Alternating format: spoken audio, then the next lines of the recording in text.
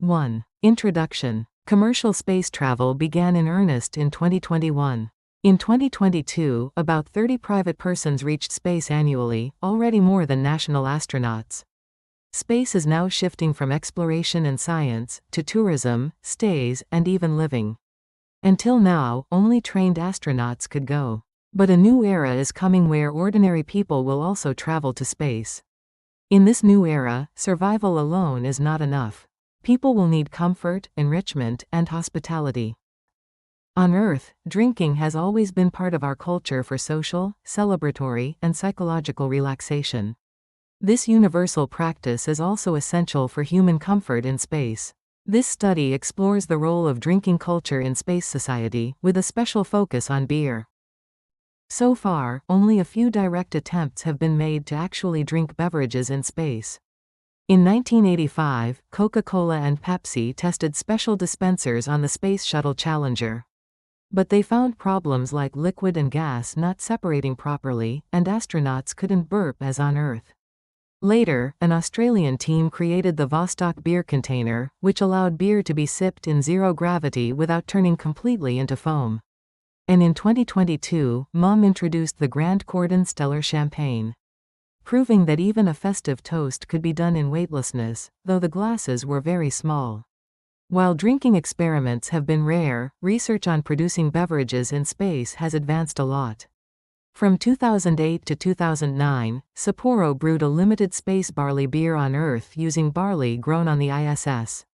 In 2017, Budweiser sent barley seeds to the ISS to study germination and genetics for future Mars cultivation. In 2024, the University of Florida tested yeast fermentation under simulated microgravity, finding faster fermentation and unique flavor changes. And in 2025, Starbase Brewing ran 2 experiments on the ISS growing barley in simulated Martian soil, and starting fermentation in space. In order to drink beer in space, we need to overcome several technical challenges. First, in microgravity, foam and liquid don't separate, so drinks can easily turn completely foamy. Specialized containers using capillary action and other mechanisms are required. Second, cooling systems are limited on spacecraft. To enjoy cold beer, we must develop energy-efficient cooling technologies or use the extreme temperature differences in space. Finally, there are human factors. In microgravity, carbon dioxide doesn't separate in the stomach, which causes bloating, and alcohol metabolism needs to be carefully assessed.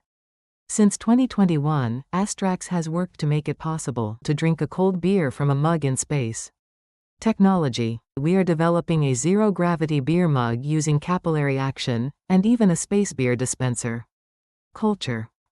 Our goal is also to create a new way of communication toasting in space. Verification. These prototypes will be tested on zero-gravity flights. Products. We use beer from Sakai Kashi Brewery in Ibaraki, and plan to expand flavors and designs for a richer space beer experience. 4. Space dining hospitality. Alcohol has been part of human culture for over 13,000 years, playing important roles in celebrations, rituals, and social gatherings. Beer, wine, and distilled spirits were independently invented and developed across regions such as Europe, Africa, and Asia, forming a shared cultural foundation of humanity. Meanwhile, the current prohibition of alcohol aboard the International Space Station is not based on cultural or religious reasons, but rather a primarily technical and medical constraint, to protect life support systems and ensure crew safety. In the past, even small amounts of alcohol were permitted on stations such as Mir, showing that drinking culture in space is not rejected, but simply awaiting solutions. ASTRAX defines space dining hospitality as more than nutrition. It is the practice of bringing comfort, enjoyment, and cultural connection to people through food and drink in the unique environment of space. The ability to share a toast with companions in zero gravity is not just drinking. It is proof of living as humans, supporting psychological well-being and strengthening human bonds. The technology to drink beer in space has many spin-off benefits.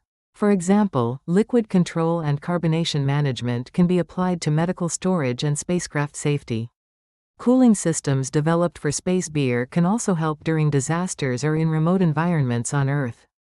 So, even though our challenge begins with beer, it has the power to advance science, technology, and daily life for everyone. ASTRAX values 5 key directions when considering services in space. For space beer, these 5 directions are: 1. Actually drinking beer in space. 2. Hosting events on Earth in space-themed or spacecraft-like settings. 3. Recreating the same way of drinking as on Earth, but in space. 4. Creating new, unique ways of drinking that are only possible in space. 5. Bringing those new drinking styles back to Earth as reverse imports. Through these directions, space beer can become a commercially sustainable service with significant value. Conclusion: our mission is not simply to drink beer in space. It's to create real moments of relaxation, to build cultural continuity between Earth and space, and to offer sustainable hospitality for future space travelers. Through zero-gravity flights, stratospheric balloons, and, eventually, spacecraft. We are moving step by step toward the day when toasting in space becomes a universal symbol of space dining hospitality for all of humanity.